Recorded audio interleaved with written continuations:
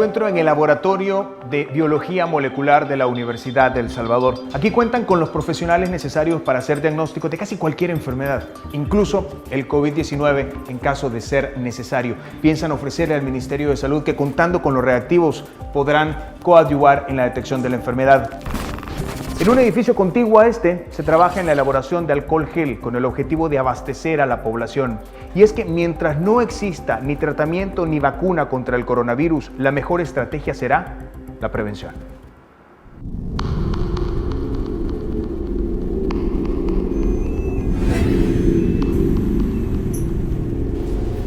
Si el virus se mueve con la gente, la mejor opción para frenarlo es reducir su movilidad al mínimo. Y para ello es fundamental que aquella que sea necesaria debe hacerse de forma segura.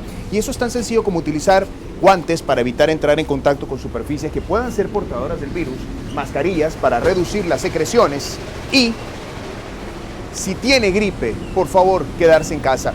En superficies cerradas como esta, un estornudo pone en riesgo de contagio a todos los pasajeros.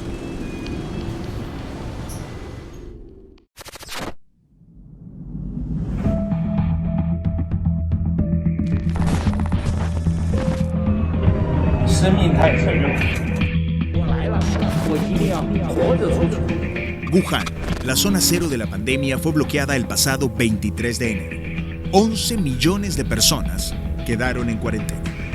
Los medios de transporte desde, hacia y al interior de la ciudad fueron cortados. Se ordenó el cierre de lugares públicos como cines y cafeterías. El gobierno ordenó enviar suministros para evitar una situación de escasez en supermercados. Pronto, las medidas se ampliaron a otras ciudades hasta cubrir aproximadamente a 60 millones de personas. Para la primera semana de febrero, ciudades como Wenzhou, Hangzhou, Ningbo y Taizhou solo permitían salir de casa a un miembro de la familia cada 2 días. Para ello, debían usar un documento que era sellado por agentes desplegados en la entrada de complejos residenciales. A los sistemas de videovigilancia y reconocimiento facial, la tecnología china sumó la posibilidad de detectar la temperatura de las personas con el objetivo de poder ubicar a posibles portadores del virus en espacios públicos como plazas, subterráneos o metros. Una aplicación llamada Alipay Health Code asignaba a las personas colores verde, amarillo o rojo según tengan permitido entrar a espacios públicos o, en su defecto, les ordena una cuarentena en casa. Las autoridades también desarrollaron una aplicación que permite al usuario saber si ha estado cerca de alguien infectado. En un vuelo, por ejemplo, todos los pasajeros en la misma fila y 3 filas por delante y por detrás darían positivo en el contacto cercano.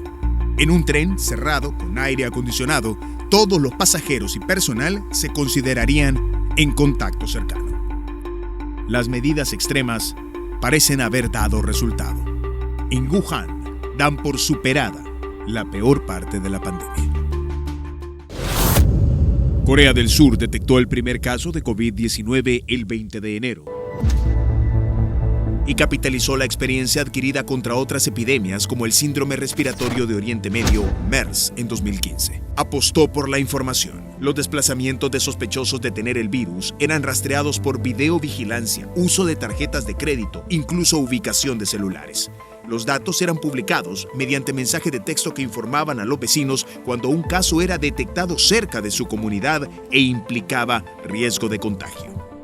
Esto llevó a que Corea del Sur hiciera la mayor cantidad de pruebas de confirmación, un promedio de 10.000 al día, gracias a 500 clínicas habilitadas para ello y más de 40 ambulantes.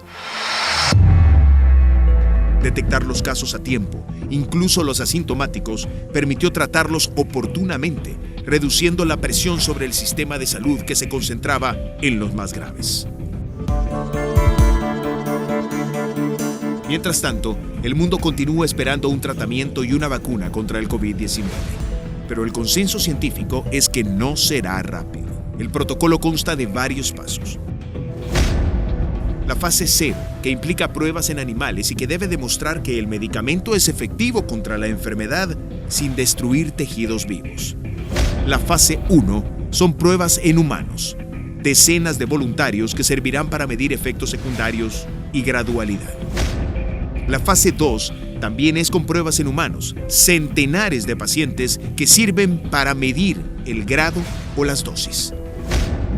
La fase 3 compara en humanos si el nuevo medicamento es mejor que los ya existentes o, en este caso, mejor que un placebo. La fase 4 controla en humanos los efectos secundarios menos frecuentes. En promedio, hablamos de 10 a 15 años para dar con un nuevo medicamento. Estados Unidos, sin embargo, planea probar uno ya existente usado contra la malaria, la hidroxicloroquina. It is known as a malaria drug and it's been around for a long time and it's very powerful. But the nice part is it's been around for a long time. So we know that if things don't go as planned, it's not going to kill anybody. Sin embargo, la FDA matiza el optimismo de Trump. We need to make sure that the sea of new treatments will get the right drug to the right patient at the right dosage at the right time.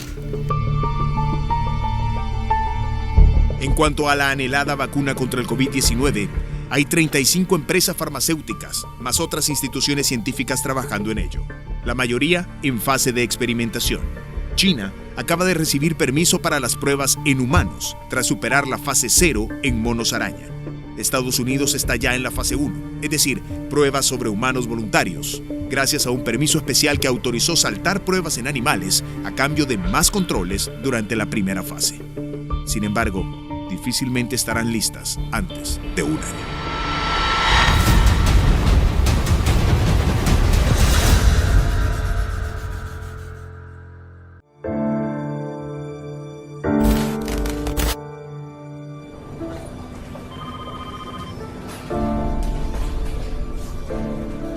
Este video, distribuido en el mundo árabe, muestra cómo el COVID-19 se esparce con suma facilidad.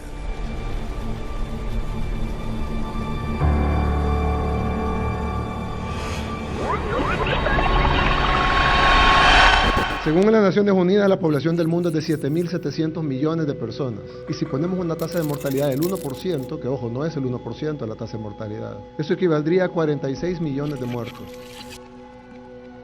El equivalente a 7 holocaustos nazis, juntos. Esta simulación por computadora fue usada por el presidente Bukele para explicar el impacto de la epidemia en el sector salud, sin cuarentena. Con cuarentena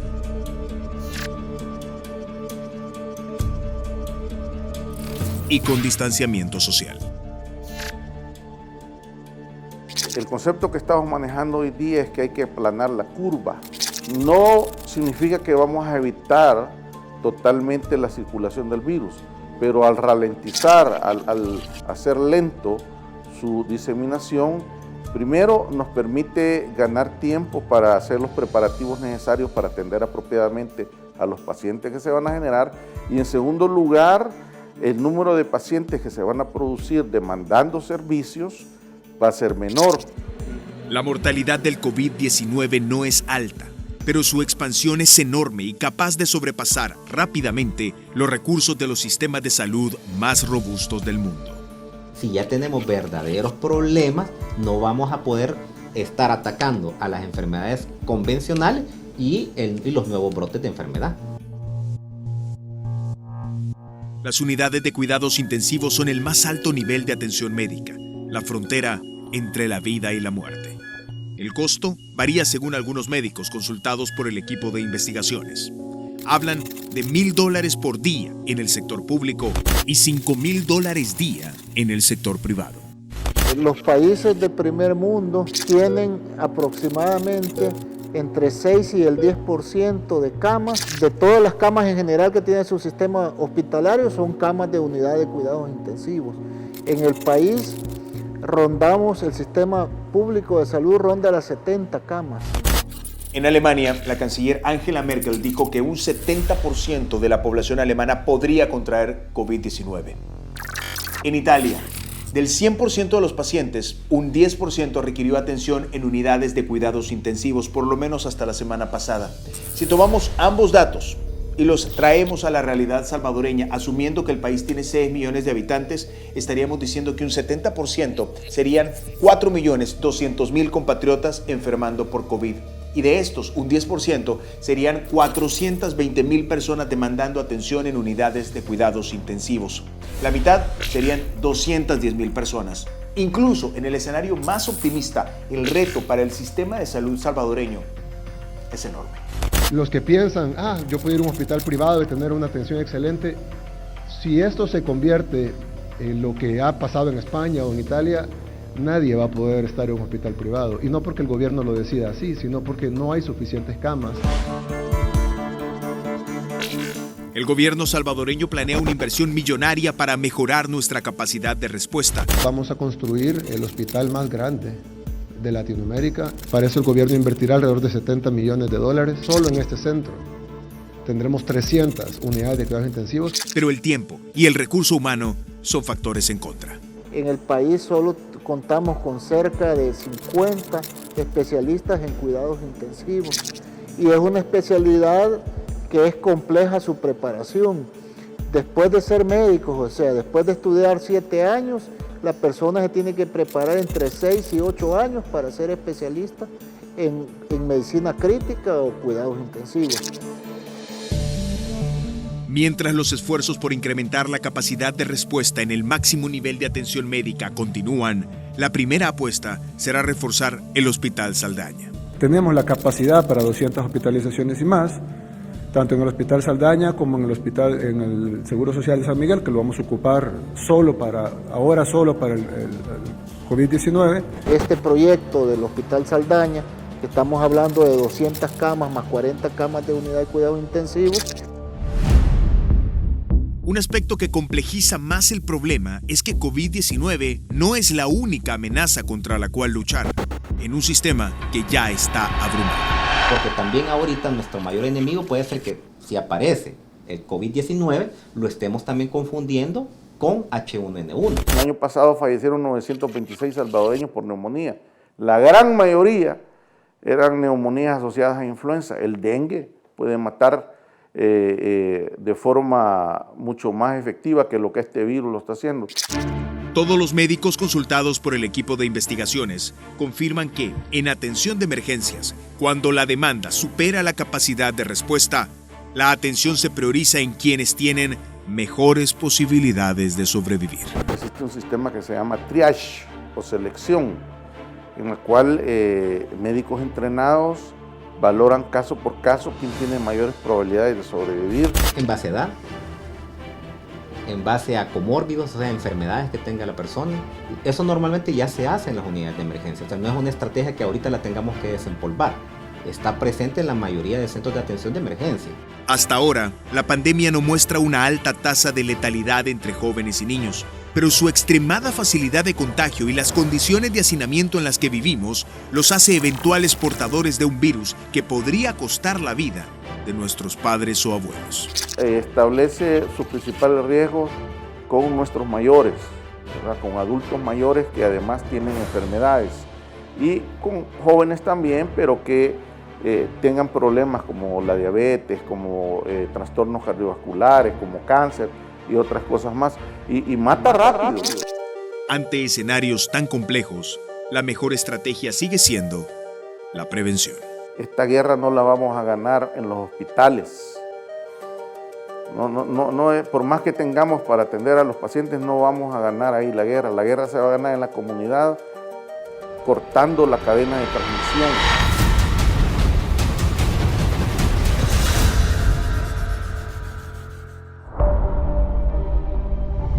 Las decisiones del Ejecutivo se han adecuado a la evolución de la pandemia.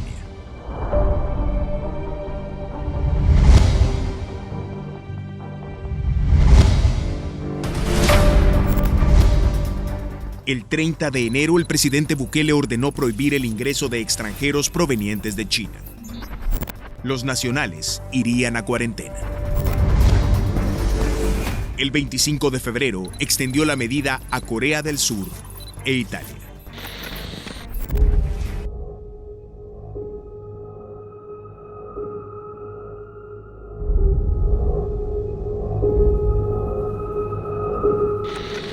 hemos decidido declarar cuarentena para todo el territorio nacional. Esta es una medida, es una decisión que se ha tomado a la ligera, se ha tomado en consulta con especialistas, se ha tomado en consulta con miembros del gabinete, se ha evaluado el impacto económico que esto va a tener.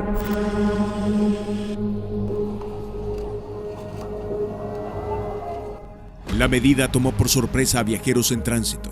Para algunos minutos fueron la diferencia entre ingresar libremente o irse 30 días a cuarentena. Somos salvadoreños, pero vivimos en Canadá y ahora vamos de regreso porque no queremos estar 21 días, los tiene un desorden han hecho. Pasamos la noche horrible, horrible. Nos ofrecen que mandarnos a cuarentena con todas las personas que están del aeropuerto y nosotros venimos de un país que no presenta síntomas de casos de coronavirus y no nos queremos revolver con ellos o estar con ellos. El 14 de marzo, el legislativo aprobó un decreto de emergencia y otro de excepción para un plazo inicial de 30 días. Mientras tanto, el número de compatriotas en cuarentena continuaba creciendo, al igual que la presión por mejorar las condiciones de los albergues.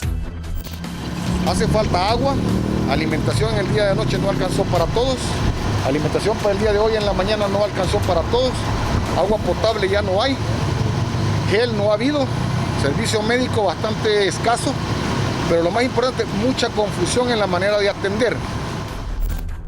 Por increíble que parezca, ante las demandas por mejores condiciones de resguardo, la respuesta en redes sociales fueron acusaciones.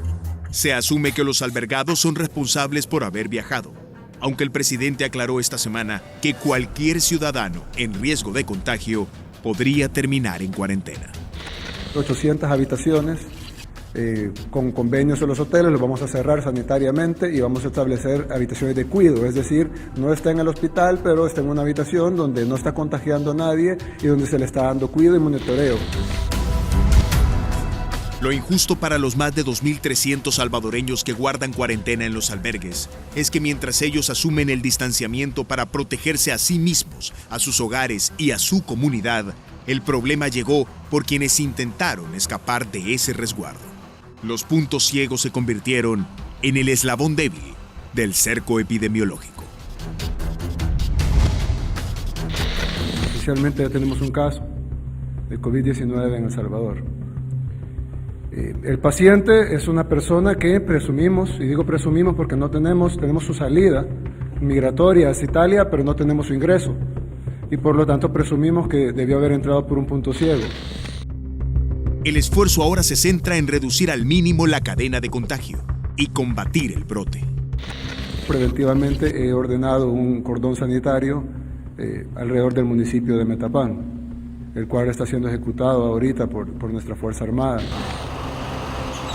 La porosidad de nuestras fronteras ha sido aprovechada durante años para el tráfico de personas, mercancías y drogas, pero nunca fue tan peligroso para el país entero como ahora. El problema, sin embargo, no es la frontera, sino la actitud irresponsable de algunos compatriotas. Viene, entra y hasta este momento nos hemos dado cuenta. Lo hemos mandado a la casa a pasar cuarentena, pero es ingrato porque él tenía que avisar, sabiendo las medidas drásticas que estábamos tomando, poniéndonos en riesgo a todos los que laboramos, a ustedes y a todos los empleados de esta asamblea.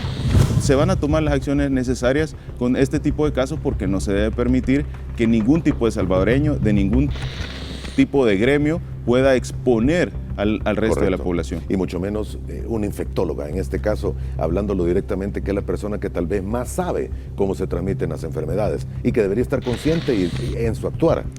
Creemos que el conocimiento debe ir de la mano con la responsabilidad y cuando uno es especializado en una área debe de ser mucho más consciente en lo que atañe a sus áreas.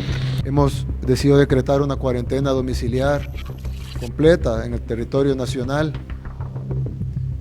por 30 días desde esta noche. Es decir, nadie podrá salir de su casa. Van a haber muchas excepciones, todos estamos obligados por ley a quedarnos en nuestra casa. Ya no es un llamado a la conciencia, a la reflexión, pero evidentemente no funcionó. La persona que no acate las medidas va a ser detenida y va a ser llevada a un centro de contención.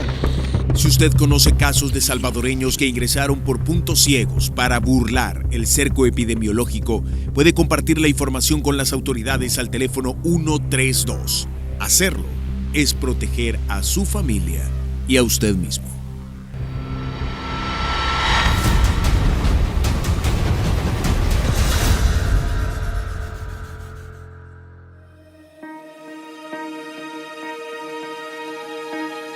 Lo primero creo que es entender que es normal tener cierto nivel de nerviosismo.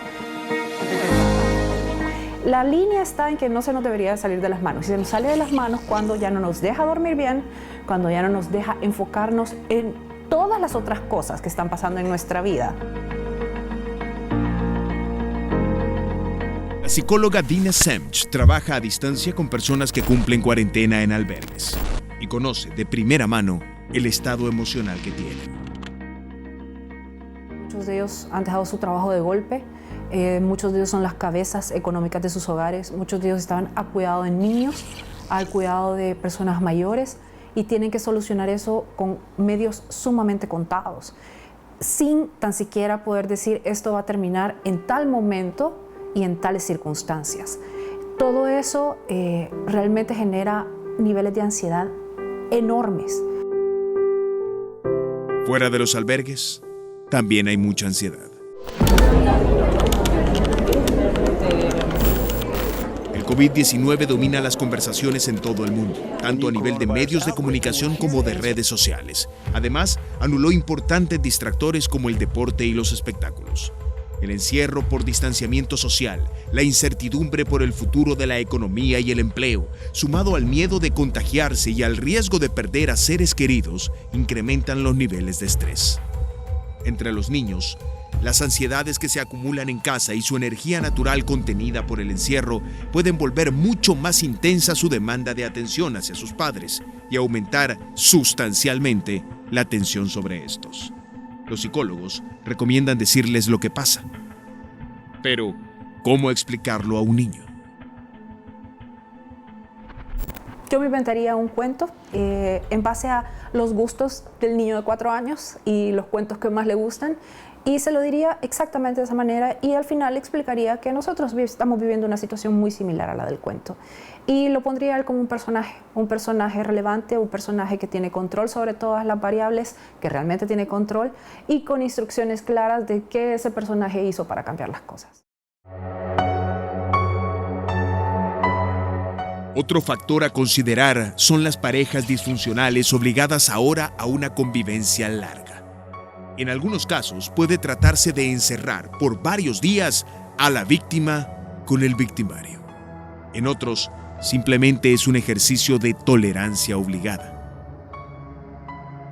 Y se trata de llevar una convivencia, si no tienen una buena, pues una educada. Y una convivencia educada se basa en responder a la pregunta de ¿qué haría yo si esta persona fuera Juan Pérez? Y voy entrando a la habitación, le daría los buenos días. ¿Qué haría yo si estuviera almorzando con Juan Pérez? Le pasaría la sal si me la pide. Eso es en base simple y sencillamente a la educación para mantener la situación fluyendo dentro de lo posible.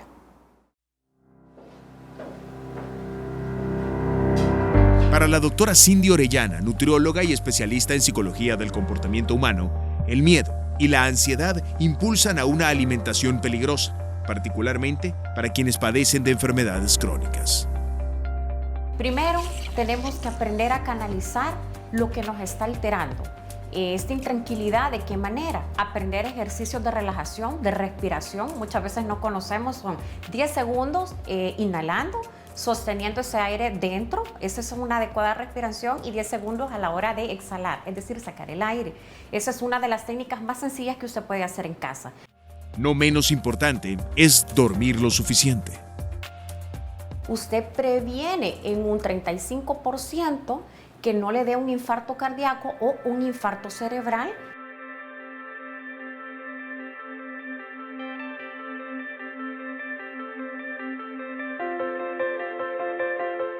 Crear rutinas y dentro de ellas respetar los horarios de comida.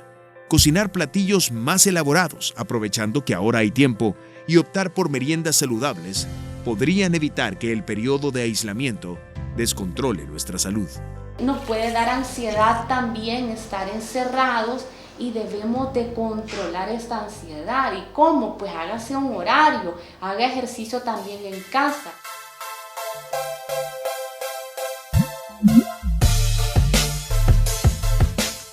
Katy Paniagua, atleta y entrenadora personal, trabaja en fáciles rutinas que pueden hacerse en casa. En el siguiente ejercicio vamos a trabajar abdominales. Para eso nos vamos a sentar firmemente en la silla, luego vamos a tomar de los lados, vamos a asegurarnos que nuestros pies estén totalmente en el piso y vamos a elevar la rodilla lo más cerca del pecho de forma alterna.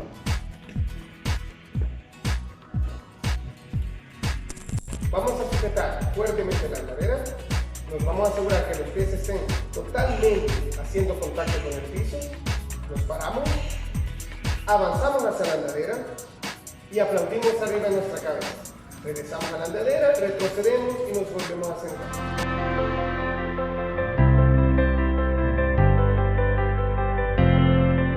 Si cuidamos los niveles apropiados de sueño, alimentación y ejercicio, la experiencia del resguardo o el distanciamiento social será sin duda difícil, pero no tiene por qué ser traumática. Yo no me doy por vencido. Yo quiero un mundo contigo. No que vale la pena esperar y esperar y esperar un suspiro. Una señal del destino. No me canso, no me rindo, no me doy por vencido. Conociendo lo que sucede en el mundo con el COVID-19, es imposible no sentir angustia o temor, y está bien. Pero tenemos que tener en claro que cuando los liderazgos toman las decisiones correctas y los pueblos colaboran, el daño puede minimizarse, como lo demuestra Wuhan, donde se da por superado, o Corea del Sur.